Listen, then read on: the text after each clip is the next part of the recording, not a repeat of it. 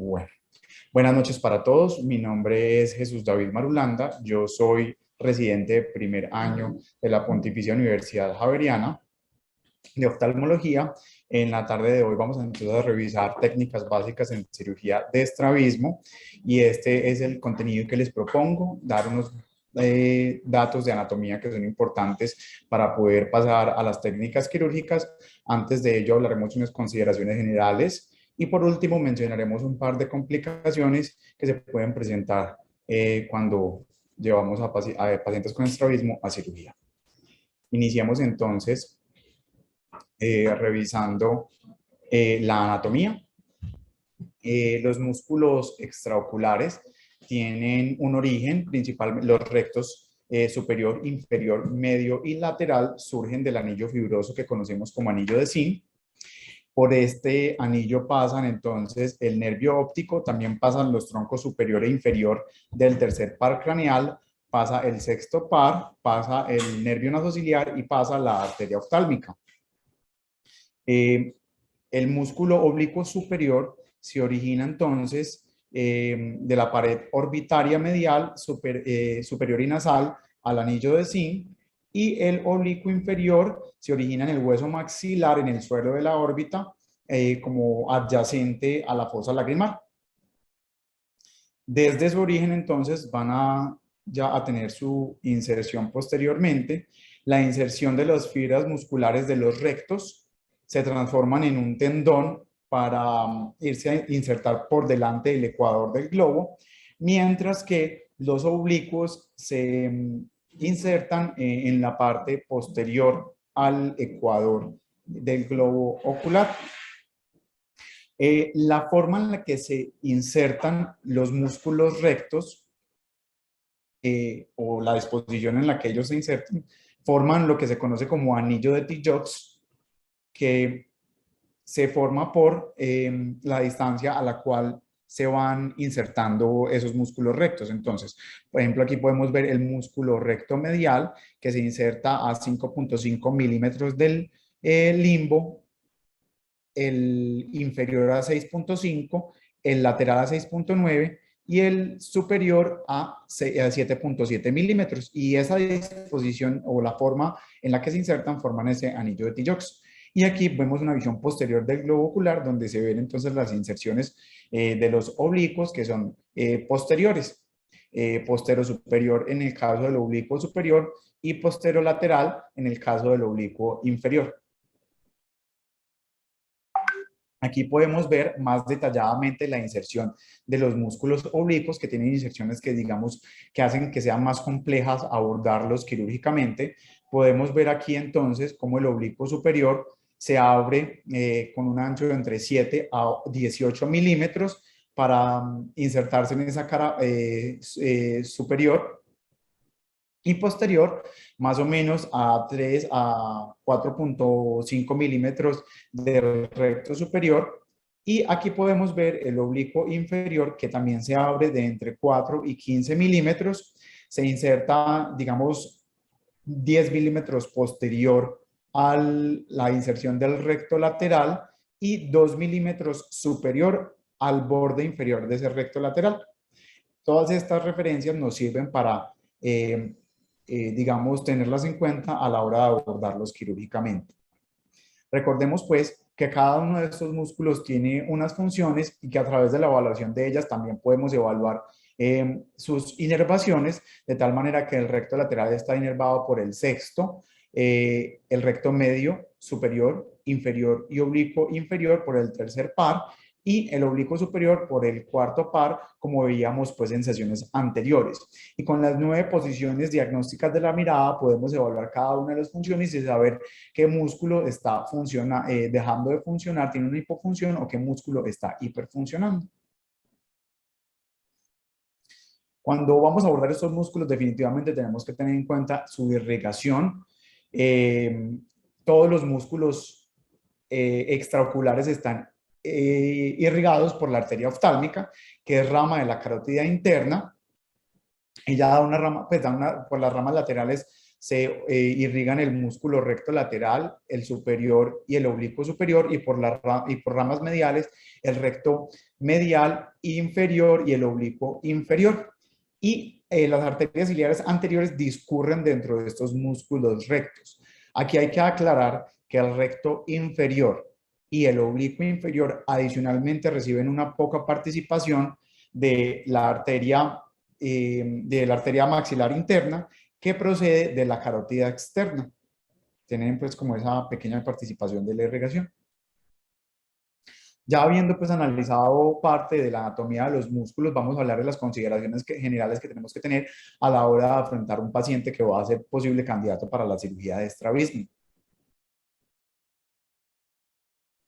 Primero, entonces, la cirugía de estrabismo es manipular los músculos extraculares con el objetivo de conseguir un fin terapéutico. ¿Cuáles son esos fines terapéuticos o cuáles son esos objetivos de manera general? Porque cada paciente, digamos, debe ser individualizado dependiendo de las necesidades que tenga su cuadro clínico. Entonces, lo que queremos conseguir es una buena fusión periférica, tratar de corregir la posición anormal de la cabeza, restaurar el aspecto más normal posible. Esto pues es un fin estético de la cirugía de estrabismo, obtener una fusión binocular única cómoda, tanto para la posición, para el eje vertical como el horizontal y también torsional, y también buscar una alineación en las posiciones funcionales. Básicamente, digamos que, como sabemos, la complejidad de la cirugía de estrabismo, tenemos que tener digamos, un objetivo real con esta cirugía y desde el principio aclarar a los padres que uno va a tratar de alinear los ojos en la posición primaria de la mirada y en la posición en depresión, pero eso no se va a lograr siempre en el resto de las posiciones de la mirada. Entonces, un aspecto clave en la cirugía de estrabismo es tener claro qué función estamos buscando, qué objetivo estamos buscando, si funcionalidad o estética o ambas al mismo tiempo, en los casos en los que es posible, y aterrizar las expectativas de los pacientes, porque ellos siempre vienen con expectativas muy altas. Entonces, parte del éxito de esta cirugía es que desde el principio, tanto pacientes como sus padres tengan claro la cirugía que estamos planeando, la probable necesidad de múltiples procedimientos para que, digamos, que el paciente, si es, digamos, un objetivo estético el que estamos persiguiendo, tenga muy claro que las expectativas que pueda tener. Muy bien. Entonces, cuando vamos a llevar a un paciente a cirugía de estrabismo, tenemos que tener en cuenta que ese paciente tiene que tener una evaluación prequirúrgica. Vamos a hablar de un par de consideraciones con respecto a la anestesia para poder entrar a hablar de la técnica quirúrgica como tal. Básicamente, en cuanto a la evaluación prequirúrgica, debemos tener un examen oftalmológico completo que nos permite identificar y tratar las entidades que no sean de manejo quirúrgico, a través de gafas, a través de oclusión, potencializar las amplitudes de fusión, utilizar la terapia de prismas, y una vez se hayan agotado todas estas opciones, llevar al paciente a cirugía si así lo requiero, o identificar los pacientes que desde el principio se benefician rápidamente de la cirugía. Entonces, esa evaluación completa requiere una buena toma de la agudeza visual, evaluación de la motilidad y el balance muscular, la fusión y estereopsis es fundamental, medir la desviación para saber, digamos, la dosificación o la cantidad de técnica que se va a utilizar, ya sea una retroposición o una resección de músculos, dependiendo de la cantidad de la desviación, biomicroscopía y evaluación del fondo que no nos puede faltar, y adicionalmente la retinoscopia cicloplégica. Entonces, les decía que la fusión y la estereopsis es fundamental en esta evaluación. Recordemos que en primer grado nosotros evaluamos la correspondencia retiniana, en segundo grado nosotros evaluamos la fusión motora, y en tercer grado evaluamos la estereopsis, y eso lo vamos a hacer entonces a través de los test que hemos revisado a través de lo largo de las sesiones que llevamos en oftalmopediatría. Tenemos entonces disponible el test de Titmus, que es el primero de estos y el primero que está en la imagen de la izquierda, y que es el que más frecuentemente vamos a encontrarnos en la consulta, pero también están disponibles otros test como el de Lange y el de Frisbee. Además, digamos, la visión binocular también la podemos utilizar a través de la evaluación de luces de Worth. En cuanto a la motilidad, balance, ducciones y versiones, pues para eso nos sirven las 9 posiciones diagnósticas de la mirada, además de la excursión a través de evaluación de la motilidad de los músculos.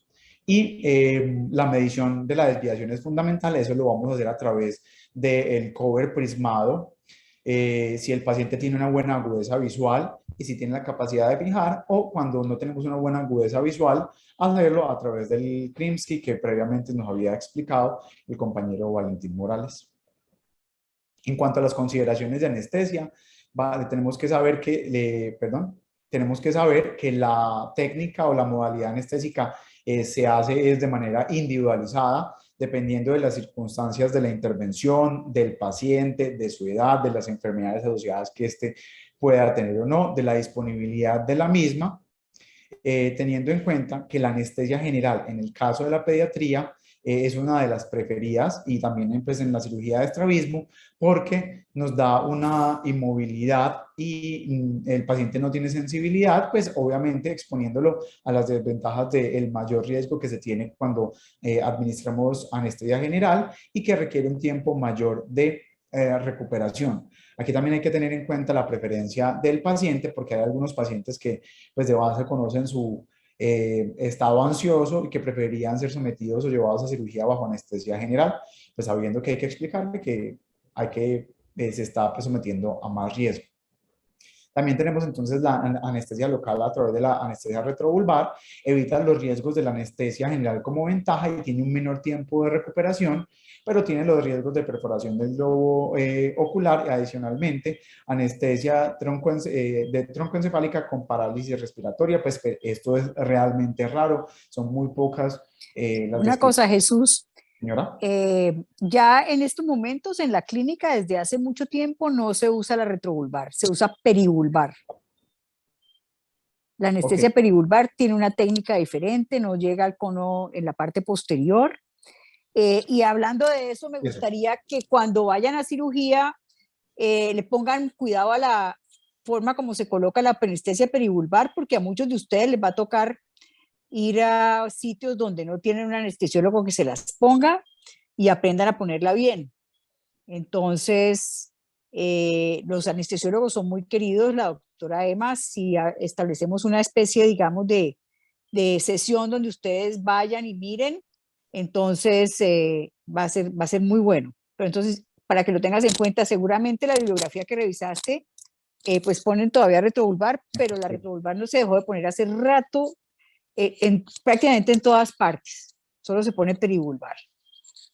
La perivulvar se ponen 2 inyecciones, una superonasal, si no estoy mal, y otra inferotemporal, y ahí a través de la Tenon C se difunde el anestésico, se pone a veces con un poquito de, antes se ponía con un poquito de Widace que hace que se difunda más, y se pone una mezcla de silocaína, marcaína, si no estoy mal, Alejandra,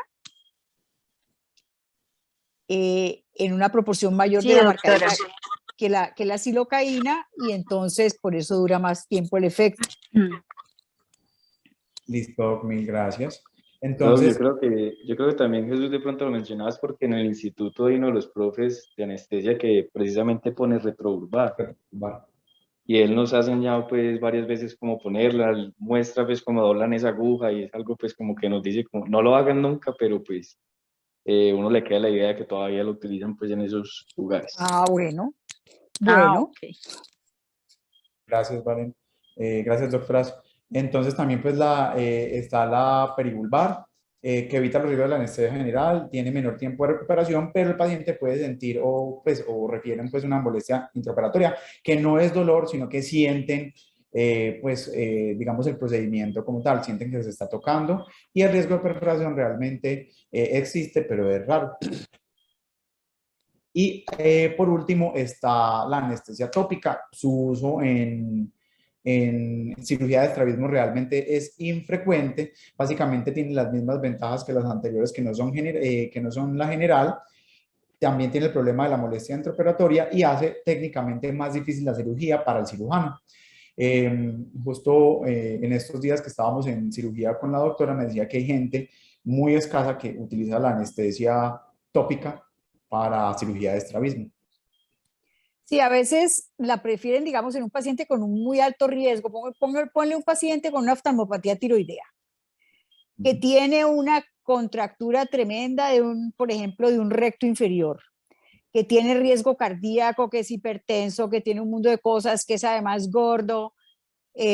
A veces, y que lo que usted le va a hacer es simplemente recortarle, o sea, desinsertarle el recto inferior, por ejemplo. Entonces usted le puede poner tópica, le puede poner inyectar, o sea, con una canulita, ponerles al abrir la conjuntiva, ponerle ahí debajo del músculo y hacer el corte del músculo. Procedimientos muy cortos, aunque hay gente que es muy fanática de esto y le fascina sufrir y operar con el ojo moviéndose y esto. Eso le iba a decir, doctora. Yo recuerdo que en el fellow hicimos uno en un paciente pues ya de mayor, con múltiples pues comorbilidades cardiovasculares y toda la cosa, y la habíamos programado para, creo que era un plegamiento, pues para tratar de hacer eso un poquito como más rápido, pero no, definitivamente, pues yo creo que eso debe ser como la última opción, porque estoy de acuerdo, o sea, eso es como ponerse uno en líos innecesarios, pero pues habrá pacientes que lo requieran así, pero como de última opcióncita. Mil gracias. Bueno, y ahora sí, entonces pasemos a hablar de la cirugía de estrabismo y lo que necesitamos para practicarlo. Y otra cosita, acuérdate, Jesús, el caso que nos tocó, yo tenía a mi pacientico para anestesia general y 2 músculos en un ojo y uno en el otro. ¿Era así? Sí. ¿O era solamente, no, 2 músculos en un ojo? 2 músculos en un ojo. Y el anestesiólogo muy activo me dijo, doctora, le voy a poner, le puse además una perivulvar, habiéndole puesto la anestesia general ya, para que no le duela. Resulta que a veces cuando está al final de la cirugía, los anestesiólogos le dicen a uno, doctora, le voy a poner un poquito de bloqueo para que no le duela en el posoperatorio. A mí no me gusta mucho porque a mí al día siguiente me gusta verlo sin nada de efecto de anestesia, pero bueno, en todo caso esto era una quemosis, la cosa más horrible, una distorsión de todos los tejidos. Y claro, como ya tenía el tiempo de la anestesia general, pues no había forma de esperar media hora, que es lo que esperan con el balón puesto después de la perivulvar para que toda la anestesia se difunda. Esto sufrimos, el pobre Jesús no pudo anatomía, no vio nada. De modo que para que no se dejen convencer de poner ese bloqueo antes de la cirugía, si quiere ponerle un poquito después, pues que se lo pongan. Listo. Pero él ni siquiera me preguntó, él me dijo, ya le puse un bloqueo. Si él me hubiera preguntado, yo de pronto le digo que no. Por hacer más hizo menos. Sí, qué pecado. Bueno, ustedes han visto que pues hasta el momento ha sido una presentación que está lleno de imágenes y de aquí en adelante mi objetivo fue que fuera absolutamente visual, de tal manera que pues sea muy provechoso para todos esta sesión, porque creo que es algo que se debe aprender viendo. Entonces, en cuanto a instrumental quirúrgico, tenemos primero el caliper o calibrador de Castroviejo, que es el que nos va a permitir hacer las mediciones. Él viene graduado en milímetros de 0 a 20 milímetros. Luego tenemos entonces estas tijeras que son de Stevens, que vienen Roma y recta. Adicionalmente tenemos las tijeras de Westcott, que también vienen Roma y recta. Vemos reglas de acero inoxidable, que también nos permiten hacer mediciones. Portaagujas, tenemos pinzas mosquito, pinzas dentadas, que son las que ven en ese recuadro, y por último los ganchos de músculo para poder hacer el aislamiento de los mismos. En cuanto a las suturas en cirugía de estrabismo, vamos a utilizar suturas que son absorbibles y suturas no absorbibles. El Vicryl es la sutura absorbible que utilizamos para esta cirugía generalmente se utilizan de 6 ceros para suturar músculos y de 8 ceros para suturar la conjuntiva. El Vicryl está hecho de polilactina 910, es una sutura trenzada que se absorbe en un 50% en las primeras 3 semanas de utilizada y digamos que se absorbe por completo entre 50 a 70 días.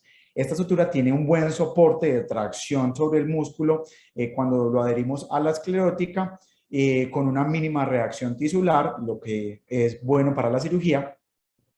En el caso de las suturas no absorbibles tenemos el Mercilene o tenemos el Dacron, que lo podemos utilizar de 5 ceros o 6 ceros. Estas se utilizan generalmente es para las cirugías de, de plegamiento o para las transposiciones. Y por último tenemos la seda, que la cédula la utilizamos principalmente para hacer tracción del globo ocular. En cuanto a las agujas de cirugía de estrabismo, pues digamos que idealmente pudiéramos utilizar 2, pero eso va a depender de la disponibilidad, porque no siempre van a estar disponibles todas estas opciones. Tenemos la espatulada, que la espatulada es una aguja, digamos, ideal en la cirugía de estrabismo porque nos permite hacer un paso a través de la esclera con menor fuerza. Las agujas de corte vertical son agujas que nos permiten hacer cortes más profundos cuando las direccionamos hacia abajo y cortes un poco más finos cuando las direccionamos hacia arriba. Pero nuevamente esto dependerá pues como de la disponibilidad que tengamos asociadas pues a las suturas. En cuanto a las incisiones tenemos 2. Jesús, una cosita. ¿Verdad? En general uno usa agujas espatuladas. Sí, señora, ok. Porque esas son las que más seguridad te dan sobre la esclera, ¿no?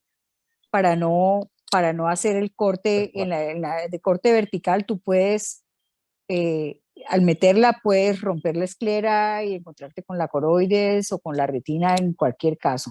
En cambio, con las espatuladas tienes mucho menos chance. Listo. Muy bien. En cuanto a las incisiones, entonces tenemos 2, las limbares y las de fornix. Las limbares son las que son utilizadas más ampliamente. Ellas requieren una menor curva de aprendizaje, exponen mejor los rectos, mientras que las de fornix requieren una experticia mayor, pero tienen una ventaja adicional que tienen menor dolor postoperatorio, producen menor edema. Se te fue la voz, Jesús. Tiene un cierre muchísimo más. Muy bien. Aló. Desde... Se te está entrecortando. ¿Desde dónde? No, ya ahí puedes pasar a las imágenes. Ah, listo. Entonces aquí podemos ver las líneas punteadas en las cuales hacemos la incisión, que es, digamos, en forma de trapecio. Generalmente se hace a 1 Se te está yendo también un poquito. Los que, pues, Dios mío. La conexión es que estoy desde la clínica y a veces voy a conectarlo del internet del celular a ver si mejora. ¿Aquí me escuchan mejor? Sí, ahí. Listo. Entonces podemos ver, pues, digamos, la forma de la línea punteada a través de las cuales debemos hacer la incisión con tijeras de Westcott. Aquí les traje un video que nos va a permitir ilustrar cómo hacer la incisión limbar.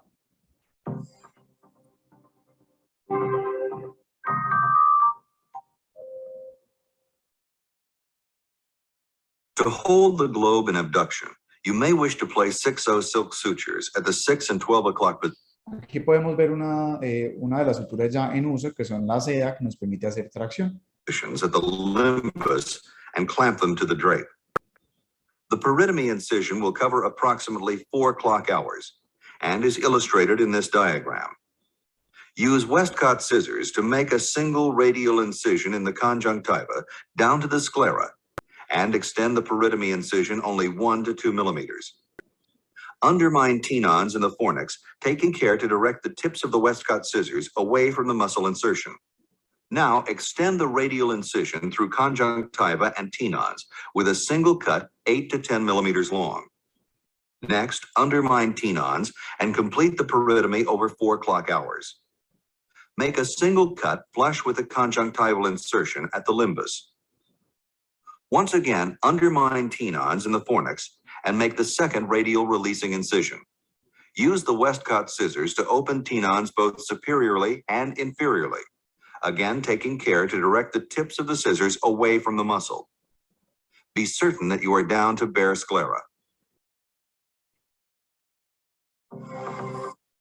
Muy bien, entonces las incisiones de fornix, que ya habíamos dicho que ofrecen esa ventaja postoperatoria y que son técnicamente más difíciles, pero nos van a permitir abordar también los oblicuos inferior y superior.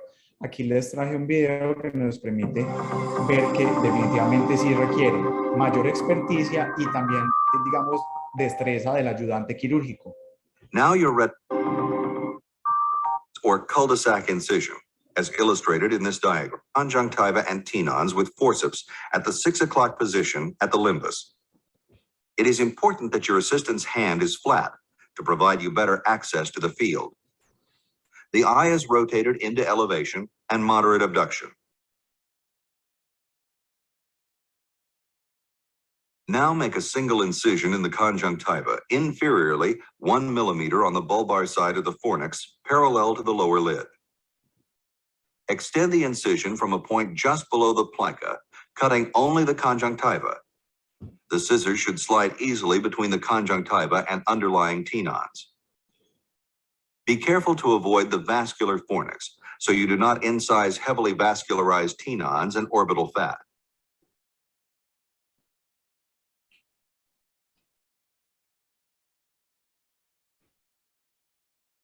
Both you and your assistant grasp the entire tenons capsule. Entonces miren que aquí se requiere no solo la destreza del cirujano, pues, que se puede hacer con la incisión de limbar, no requiere ayuda de asistente quirúrgico, y en esta, pues, digamos, sí se requiere una segunda mano. Down to the sclera at a point midway between the inferior rectus and the medial rectus. Elevate both forceps slightly from the surface of the sclera. Pulling them too high will cause tenons to slide out of the forceps. Incise tenons between the two forceps with a single scissors cut perpendicular to the conjunctival incision. Bare sclera should be visible through tenon's capsule.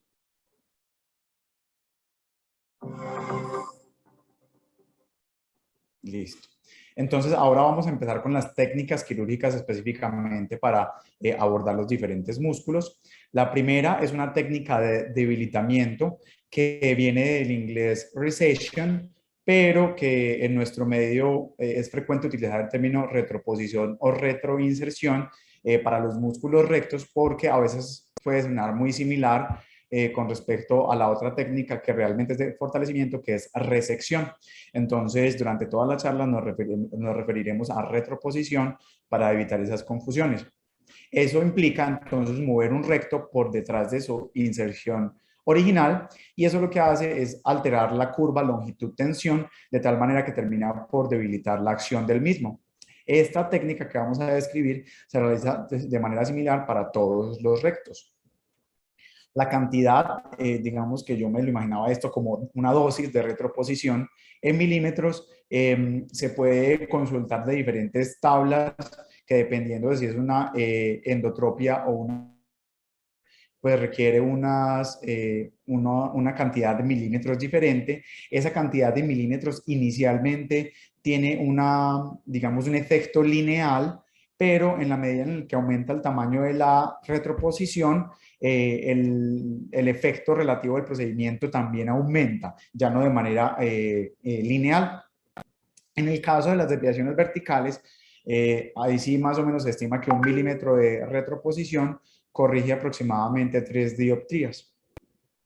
Entonces, vemos aquí pues que se realizó una incisión limbar que nos permite exponer el recto. Luego hacemos una disección de los tejidos con la misma Westcott que estábamos haciendo el corte de la incisión limbar, y adicionalmente entonces utilizamos un gancho de músculo para aislar ese músculo como vemos en la imagen del centro. Una vez lo tenemos aislado con el gancho de músculo, procedemos también a realizar una buena disección de los tejidos de tal manera que podamos liberar adecuadamente todas esas fibras musculares para que cuando nosotros hagamos la retroposición el músculo haya quedado completamente libre y pues digamos que el efecto deseado se pueda cumplir. Luego vamos a utilizar entonces la colocación de la sutura cerca de la inserción del músculo.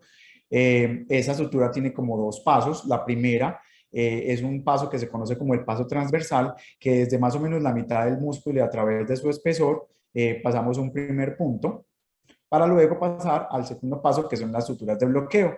Pasamos entonces de la cara posterior hacia la cara anterior y luego pues hacemos digamos la atracción de la sutura haciendo que ésta se bloquee, como lo podemos ver acá.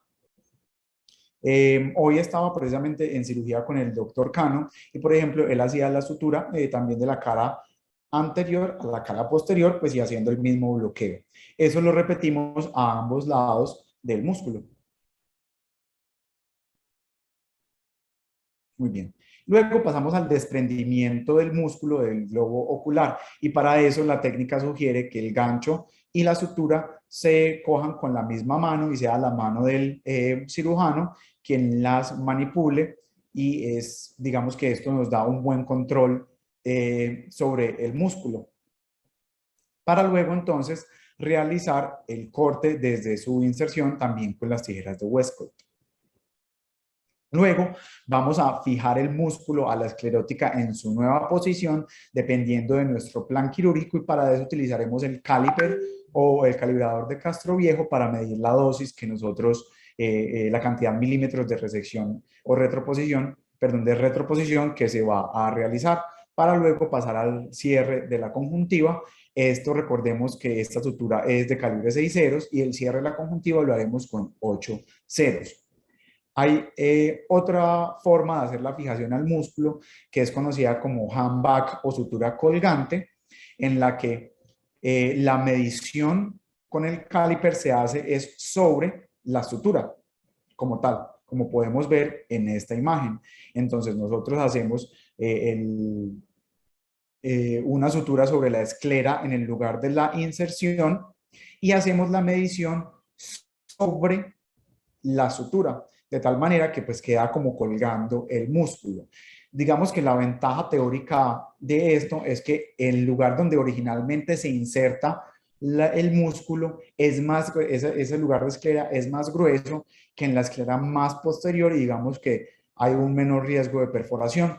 La doctora Echeverry entonces durante cirugía me hacía la recomendación de hacerlo como si estuviéramos esquiando sobre la esclera, de tal manera que todo el tiempo se vea la aguja sobre la esclera y no la perdamos de vista, y esto va a hacer que tengamos entonces menor riesgo de perforación. Aquí entonces vamos a ver un resumen de todo lo que hemos visto hasta ahora en una cirugía de retroposición de los músculos rectos. Showing you the rectus muscle after 4-0 silk traction suture steps. Me voy a adelantar a la parte de la incisión que ya la realizamos en un video anterior. Vemos cómo entonces vamos disecando. Bare sclera is exposed by spreading in the quadrant posterior to the muscle insertion. Para exponer, ahí pasamos el gancho de músculo para poder aislar el mismo.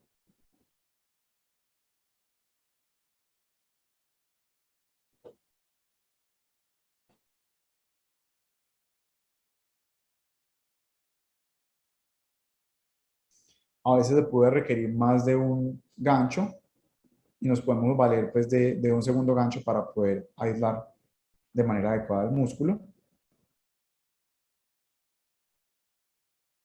Recordemos disecar bien los tejidos y liberar bien las fibras musculares. Luego entonces hacemos ese paso de la sutura por el centro del músculo y dentro de su espesor, que se conoce como paso transversal, para posteriormente pasar a la sutura de bloqueo, de tal manera que aseguremos bien el músculo, para posteriormente hacer la desinserción con la tijera de Westcott. Aquí podemos ver ese paso que les estaba mencionando de la desinserción con la tijera de Westcott.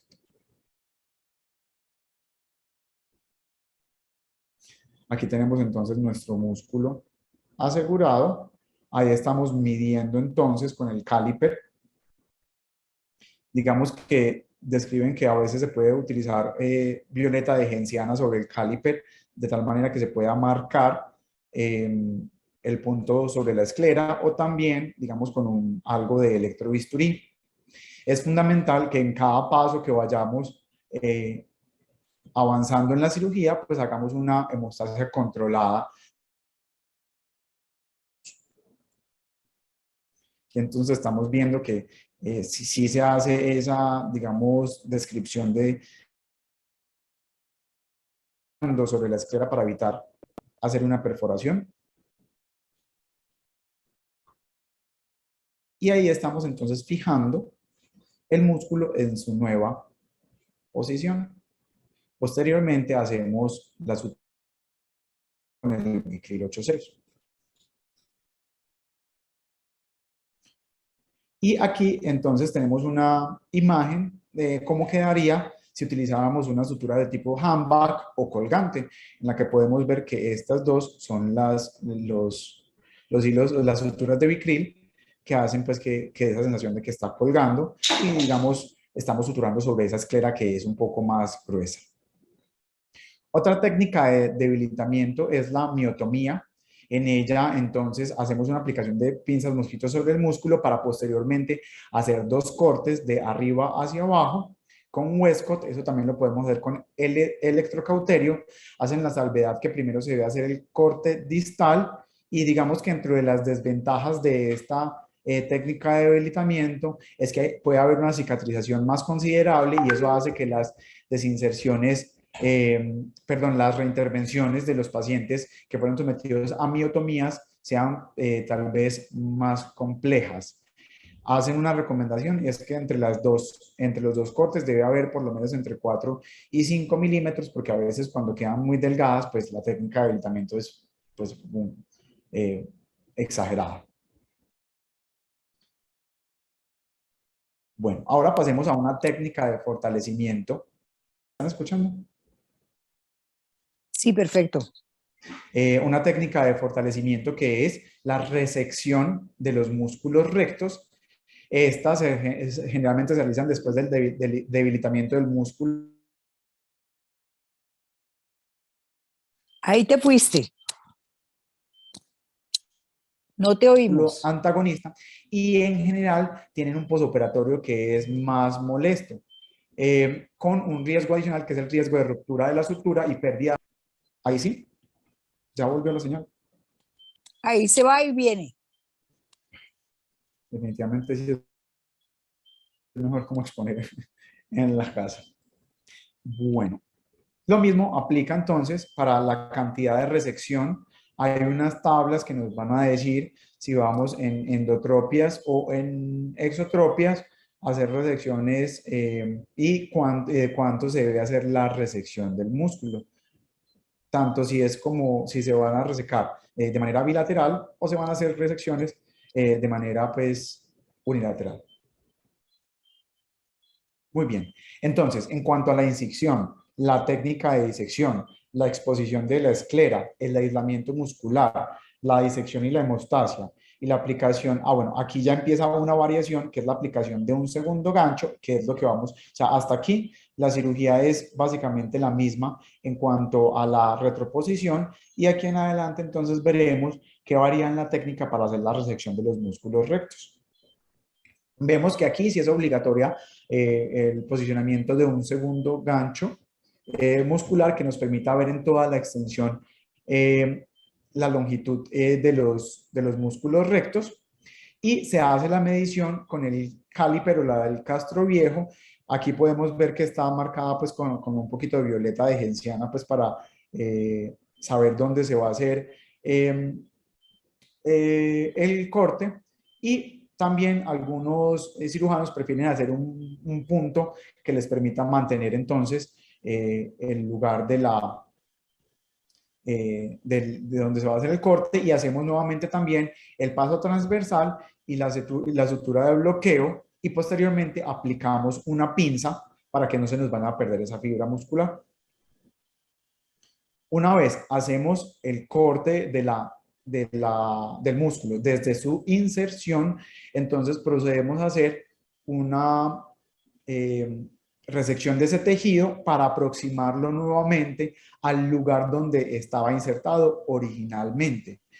Recomiendan entonces que nosotros acerquemos bien esta pinza al lugar de la inyección para que no nos pase lo que vemos ilustrado en estas imágenes de la derecha, y es que a veces no se logre hacer pues como una buena afrontamiento de ese músculo que ya resecamos a su nueva inserción, pues a la inserción original, perdón.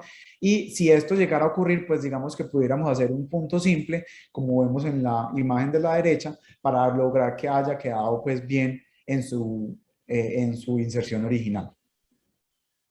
Sí, Jesús, una cosita, cuando uno va a hacer esa resección, esta técnica, desinserta el músculo, pero no lo recorta.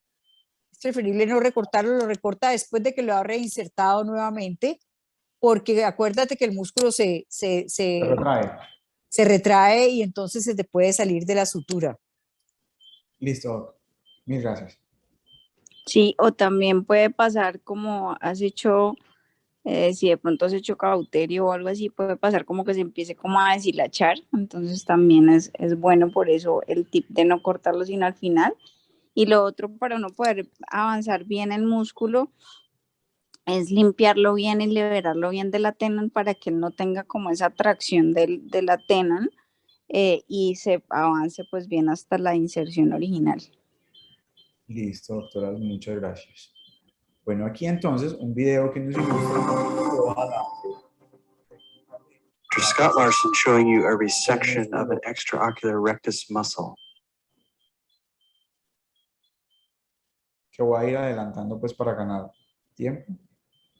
Básicamente la incisión es la misma. Aquí tenemos el músculo aislado. Tenemos que pasar entonces el segundo gancho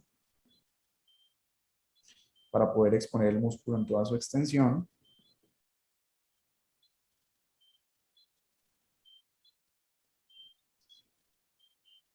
Hacer la disección que, como la doctora Arias nos estaba dando, quede bien disecado, bien liberado de la tenon.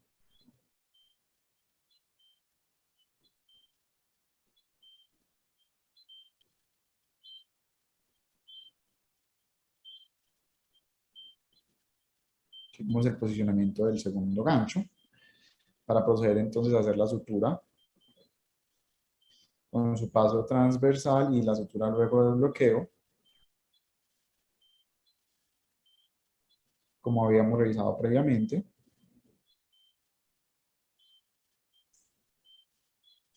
Aquí ya realizaron entonces esa sutura. Vemos la aplicación entonces de esa pinza.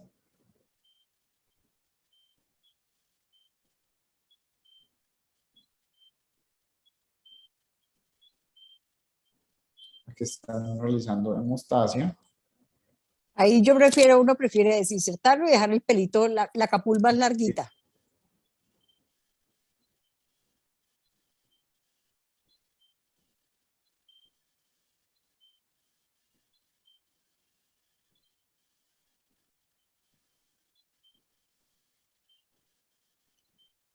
Para luego Es proceder. bueno limpiar ahí bien la esclera de tenon y hacer buen cauterio para que uno tenga más claridad en la sutura, en el paso de la sutura, ¿no? Más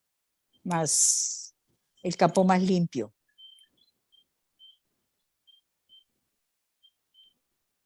Y ya pasamos pues al cierre de la conjuntiva.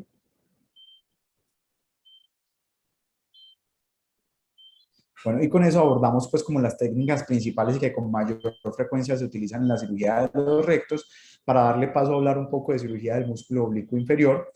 Las indicaciones más frecuentes entonces está la parálisis del oblicuo superior, hiperfunción primaria del oblicuo inferior, patrón en B con hiperfunción del oblicuo inferior y desviación de DVD en hiperfunción del oblicuo inferior. Podemos ver entonces aquí cómo está insertado de la fosa a la parte posterior lateral. Para ellos, primero se tiene que hacer la identificación y el aislamiento del músculo. En esta ocasión entonces son más utilizadas las incisiones de Fornix, como podemos ver en la imagen, y luego se pasa el gancho tratando de pescar ese oblicuo inferior.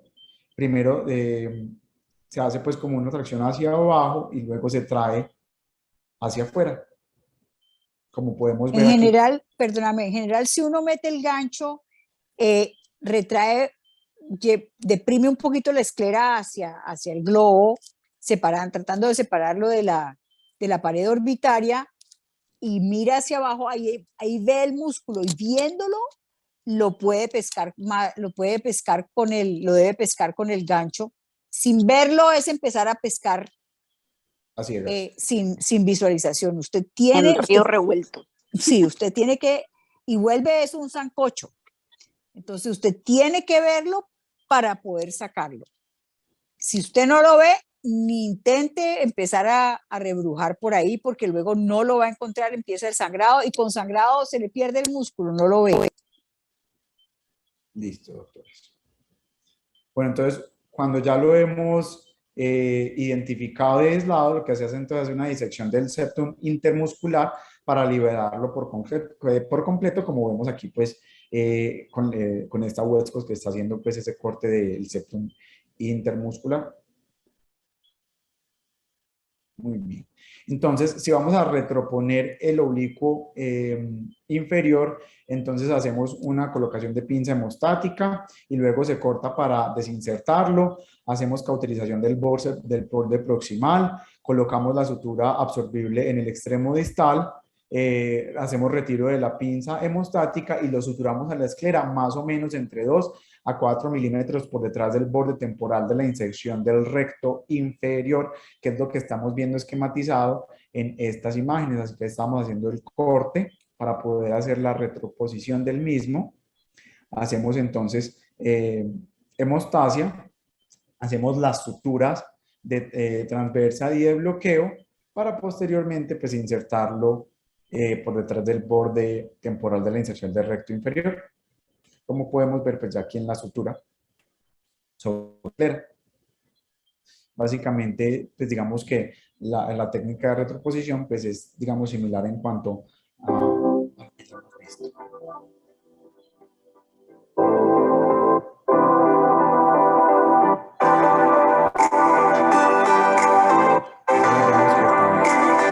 Marcando el sitio para hacer la incisión de Fornix.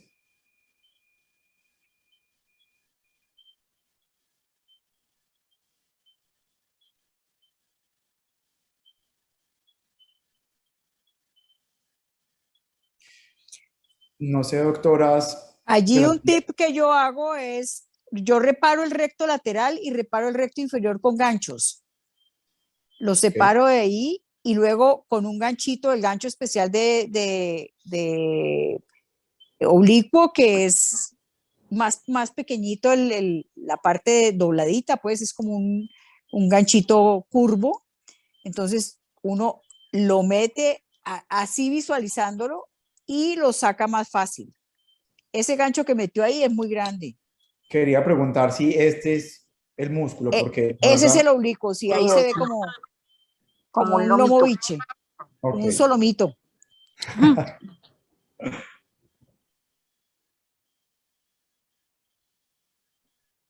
Ahí hay que tener mucho cuidado, ve, ese ganchote que metió es contraproducente porque le coge mucha tenón y grasa periorbitaria. Y usted lo que menos quiere es tener eso. Entonces usted lo que hace es coger su ganchito más pequeño y se mete, coge el músculo, se fija bien abajo, que lo haya cogido todo, que no deje un pedazo abajo, y luego se viene y justo donde se inserta la tenón, entonces usted empieza a cortar con la tijera y ya empieza a salirle ya el musculito limpiecito. Doc, y es preferible pues como primero hacer la sutura o basta con poner la pinza? No, la sutura usted se mete a ponerla ya en esa profundidad y eso es dificilísimo. Ustedes prefieren, yo lo que hago es cojo el músculo y cerca la inserción del músculo detrás del recto lateral, pongo 2 mosquitas recto juntas y corto entre ellas. Ok. Y hago hemostasia con bipolar tanto en el extremo proximal como en el distal. Porque si uno no hace Como lo tenía hemostasia, le ahorita. sangra. ¿Ah? Sí, que él ahorita lo tenía reparado con 2 mosquitos y lo soltó, ¿no? En el video. ¿No Aquí había está. puesto otro Muestra a ver. mosquito? No sé, de pronto como yo también lo hago así, de pronto me lo imaginé así. Ah, no, solo una. No, solo una. Yo Yo pongo también pongo 2 y 2. corto entre las 2. Porque ese extremo distal le sangra. Y puede que no le sangre ahí, al otro día usted va a ver ese paciente y está con una hematoma, la cosa más horrible. Como me pasó en una de mis primeras cirugías. Entonces ya ahí coloca uno la sutura en el extremo distal, como le está colocando él. Y yo siempre lo coloco al lado de la inserción del recto inferior. Y me da muy buena, digamos, disminución de la función y además ayuda para que el ojo refuerza el recto inferior y evita que haya DVD. Esos milimétricos allí son bien subjetivos y bien imprecisos. Yo creo que Alejandra viene de escuela donde los medían con mucha Sí, allá en la Foscal lo medíamos con bastante, o intentábamos más intensidad. bien medirlo con bastante intensidad, pero la verdad es que eso es muy complejo y bueno, finalmente uno busca ese Es muy efecto impreciso. que dice la... Sí, además que los espacios son pequeños, es muy difícil uno ponerlo donde se supone que exactamente lo quiere poner y al final el resultado, por dicho, yo me cambié acá ya después de escuchar a la doctora y es exactamente igual, sin tanto sufrimiento. Sí, Y aquí, da lo mismo. Colocarlo ahí en el borde donde se inserta el recto inferior, y usted coloca Exacto. su suturita ahí, coloca su musculito ahí y perfecto. Hay que tener cuidado que no se le engarce la tenon porque entonces va a haber tracción.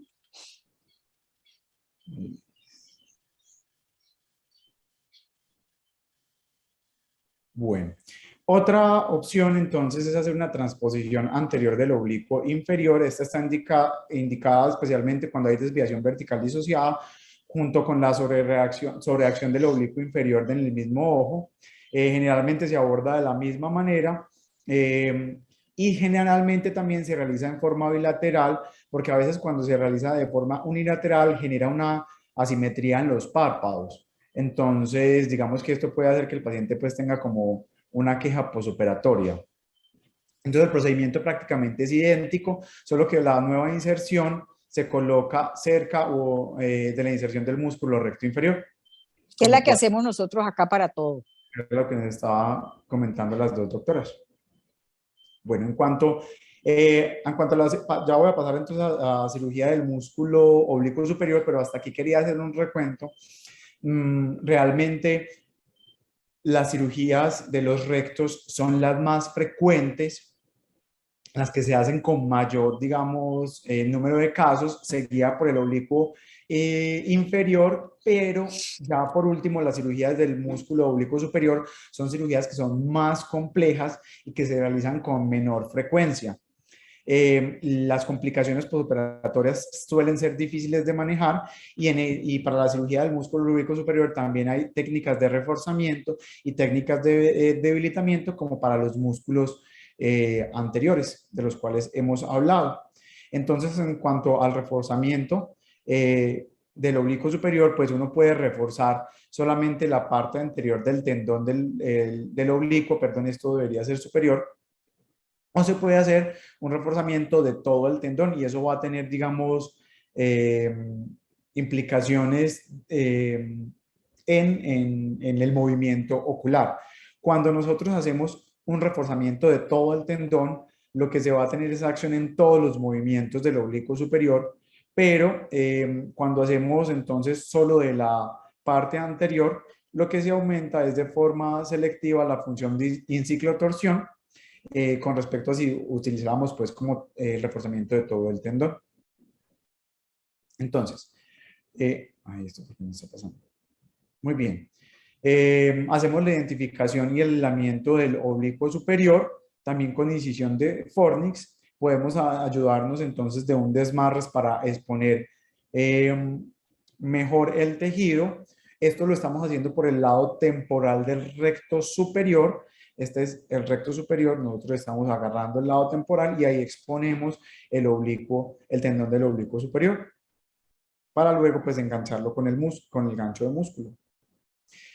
Podemos hacer una técnica de plegamiento.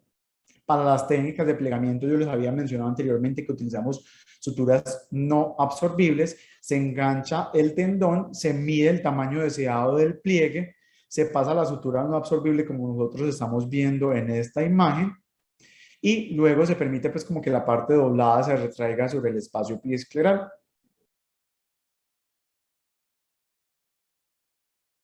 También está descrita entonces la técnica de jaradito. En esta, entonces se utiliza para corregir la exciclotorsión que típicamente se produce en el contexto de una parálisis del oblicuo superior bilateral con una desviación vertical mínima en la posición primaria. Aquí esto es lo que yo les decía, que en la que vamos a hacer, digamos, un tratamiento sobre de las fibras más anteriores, generalmente como unos 3 milímetros aproximadamente, y luego vamos a mover esas fibras hacia el tendón del recto lateral a unos 8 milímetros de la inserción del mismo y a unos 2 milímetros aproximadamente del borde superior. En cuanto a las técnicas de debilitamiento del oblicuo inferior, tenemos la tenotomía o la tenectomía, que básicamente se engancha pues el tendón y se lleva a hacer una sección del tendón expuesto o se extirpa por completo. Si es una sección, si estamos hablando de una tenotomía, y si es una, digamos, pues se extirpa por completo, es una tenectomía del mismo. Y para hablar un par de consideraciones con respecto a las complicaciones, digamos que en cirugía de estrabismo las complicaciones son poco frecuentes mientras uno siga la técnica quirúrgica adecuada. Entonces, si nosotros somos fieles a la técnica tal cual como está descrita, vamos a disminuir la tasa de complicaciones. Yo se los había mencionado que entre cada paso es ideal hacer una buena hemostasia, evidentemente sin hacer una sobrehemostasia porque ponemos también en riesgo la irrigación de ese segmento anterior. Debemos recordar proteger la superficie corneal haciendo hidratación de la misma durante la cirugía, pero digamos que sin pues como abusar del mismo porque a veces los tejidos se pueden hidratar y nos puede complicar la anatomía de la cirugía. Tener especial cuidado en los pacientes que tienen esclera fina, como los pacientes miopes magnos y los pacientes que tienen antecedente de escleritis, para pues hacer técnicas en donde la sutura se haga sobre el sitio de la esclera que es más grueso. Tenemos un listado bastante grande de las complicaciones de la cirugía de estrabismo que podemos ver en esta tabla. Particularmente quería hablarles de dos. Pues, o sea, como en toda cirugía hay riesgo de infección, riesgo de sangrado, pero la más frecuente de las complicaciones, y que es parte de lo que tenemos que explicar cuando vamos a llevar a un paciente a cirugía de estrabismo, son las hipercorrecciones o las hipocorrecciones después de la cirugía. Entonces, en esos casos es adecuado hacer un periodo adecuado de observación en el que permitamos pues como evaluar las características de cada caso, intentar hacer tratamientos no quirúrgicos antes de llevar al paciente a una reintervención. Y también tener en cuenta que a veces cuando los ojos, digamos, tienen una pobre agudeza visual, puede haber una pues, reaparición de la desviación que también debe quedar registrado, que lo hemos explicado, porque puede que inmediatamente no haya necesidad de hacer una reintervención, pero sí haya que hacerla en el futuro. Y también la isquemia del segmento anterior cuando llevamos esos pacientes a la operación de 3 o más músculos al mismo tiempo, que se debe evitar a toda costa. ¿Cómo vamos a identificar un paciente que tiene una isquemia del segmento anterior? Esta se manifestará porque hay quemosis, hay edema corneal, puede aparecer uveitis, puede aparecer hipotonía del globo ocular y también parecia por sectores del iris o incluso catarata. Entonces, como yo mencionaba en la diapositiva anterior, digamos que si nosotros nos mantenemos fieles a una buena técnica quirúrgica, todas estas complicaciones de la cirugía de estrabismo van a ser, digamos, de menor incidencia.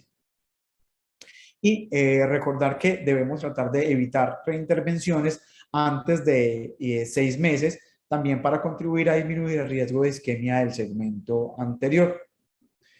Y digamos que eso es lo que les tenía preparado para la noche de hoy. No sé si tengan preguntas o aportes adicionales.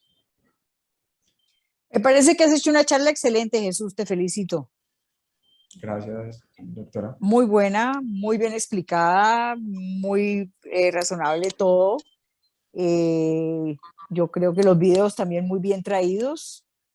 Esto yo creo que les da una muy buena exposición a ustedes, a todos los que están viendo de cómo son las cirugías de estrabismo.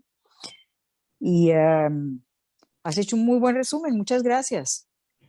Listo, Sí, doctora. Jesús, muchas gracias porque yo pienso que es muy valioso que lo hayas hecho de esa forma tan gráfica porque no hay nada mejor en cirugía que ver lo que uno lee, pues, y creo que esa es la mejor forma como de exponerlo. Muchísimas gracias. Gracias a ustedes, doctora, también por la retroalimentación, porque hay todas estas cosas que uno no tiene de experiencia y que con todo lo que ustedes han operado, pues nos pueden adicionar sobre todo a la cirugía de estrabismo. Y yo quería hacer como aquí pues como un último aviso parroquial, porque digamos que o sea, haber estado ya en cirugías previas de estrabismo, digamos, hace que esto cobre un poquito más sentido.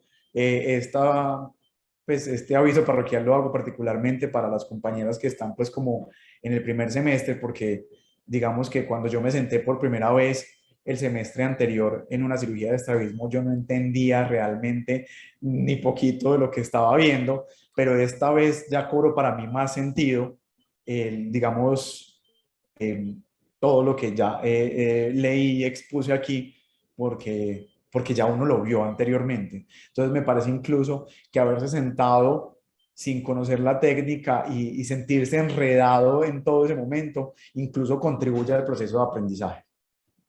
Muchas gracias por haberme prestado atención y por su asistencia. ¿Alguien tiene alguna pregunta, algún comentario? No, súper buena la charla. Gracias, Jesús. Sí, gracias, Jesús. Realmente estuvo muy chévere. Bueno, Gracias a muchas todos. gracias. Hasta luego. Chao, que estén bien, gracias. Descansen.